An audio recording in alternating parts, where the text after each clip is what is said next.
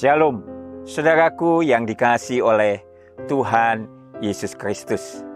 Ketika kita mengajak anak kita pergi ke taman bermain, ada satu permainan yang menarik anak-anak kita, yaitu namanya trampolin. Trampolin ini ketika anak kita naik, saudaraku, maka dia bisa memantul, saudaraku. Maka semakin kuat dia menekan kakinya, maka semakin tinggi dia memantul.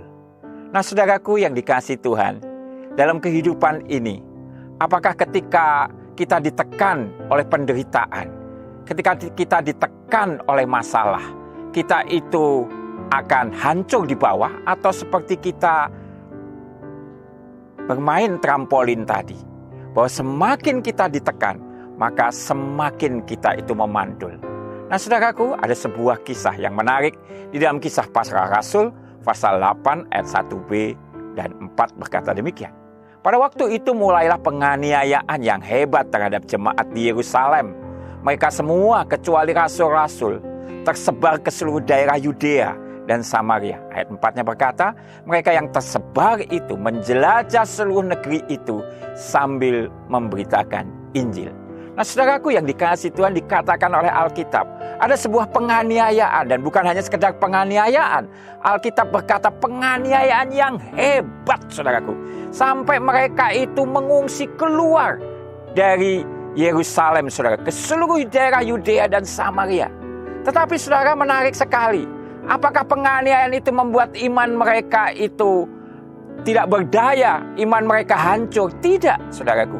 Justru, saudara, kesempatan penganiayaan itu dipakai oleh mereka untuk apa? Untuk memberitakan Injil, kabar baik.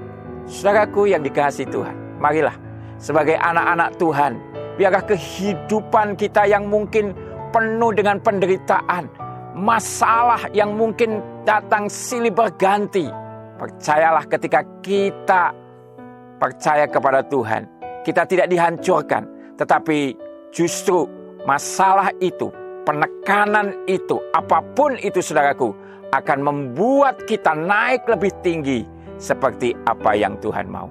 Jadi jangan menyerah, hadapi semuanya dengan kekuatan dari Tuhan. Karena kita percaya, kita tidak dihancurkan, tapi kita naik lebih tinggi.